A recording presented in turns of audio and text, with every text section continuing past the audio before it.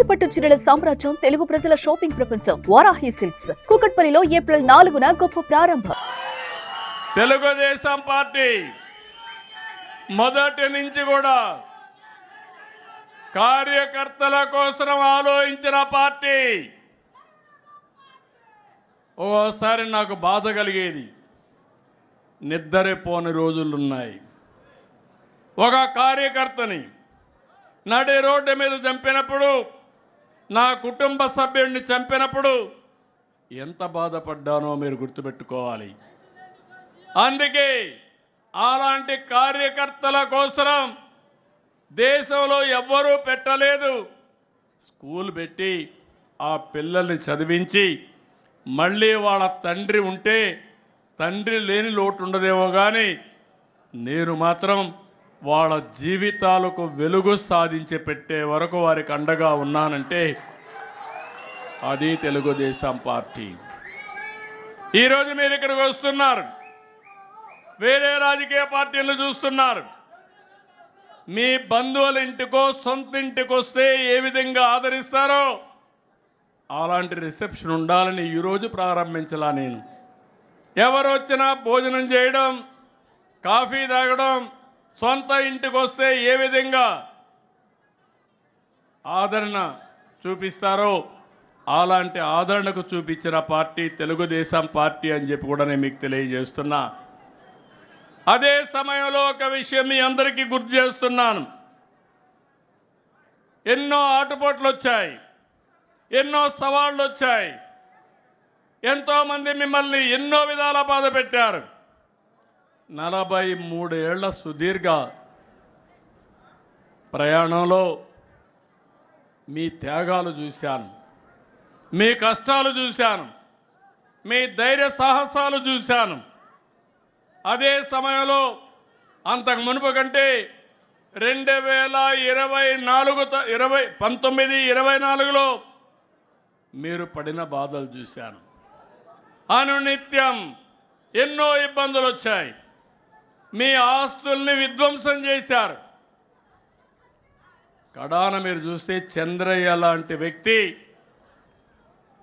మెడ మీద కత్తి పెట్టి నువ్వు కానీ తెలుగుదేశం పార్టీని వదిలేస్తే నీ ప్రాణం కాపాడుకుంటావంటే నా ప్రాణం పోయినా పర్వాలేదు, తెలుగుదేశం పార్టీ జెండా మాత్రం మోస్తూనే చనిపోతానని జై తెలుగుదేశం, జై చంద్రబాబు అని తుది శ్వాస వదిలిపెట్టాడంటే నా జీవితంలో ఏ విధంగా మరిచిపోతాను మీ త్యాగాలని చెప్పి నేను మీకు తెలియజేస్తున్నా. అలాంటి త్యాగాలు చేసిన వ్యక్తులు ఈ పార్టీలో ఉండడం గర్వకారణం. మీరు నరేగాలో పనులు చేస్తే డబ్బులు ఇవ్వకుండా కావాలని వేధించి మిమ్మల్ని ఆర్థికంగా దెబ్బతీసే ప్రయత్నాలు చేశారు. ఓసారి బాధ కలుగుతుంది. ఎప్పుడు రానటువంటి సంస్కృతులు ఇవన్నీ. రాజకీయాలు అనేటివి ప్రజాహితం కోసం పనిచేస్తాం, ప్రజల కోసం పనిచేస్తాం.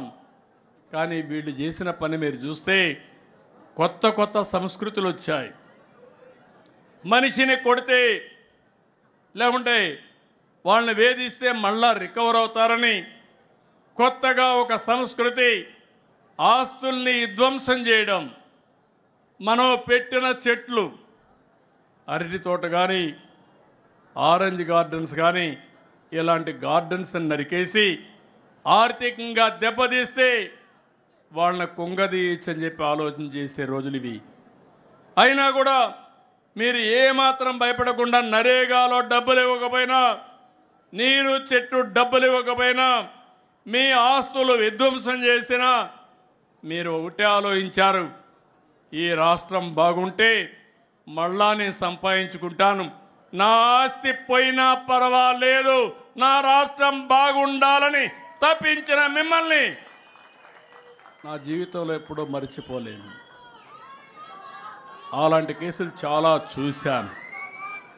అందుకే నేను ఒకటే చెప్తున్నా, ప్రతి ఒక్క కార్యకర్త చేసిన త్యాగాన్ని గుర్తుపెట్టుకుంటాం. అదే సమయంలో మీ అందరికీ ఒకటే విజ్ఞప్తి చేస్తున్నాను. నేను బయట వస్తే కిలోమీటర్లు పరిగెత్తిన కార్యకర్తలు ఉన్నారు. అదే పని. ఓసారి ఎన్నో ఇబ్బందులు క్రియేట్ చేసిన, ఇండల్లో ఉండడానికి వీలు లేకపోయినా పార్టీ కోసం పనిచేశారు.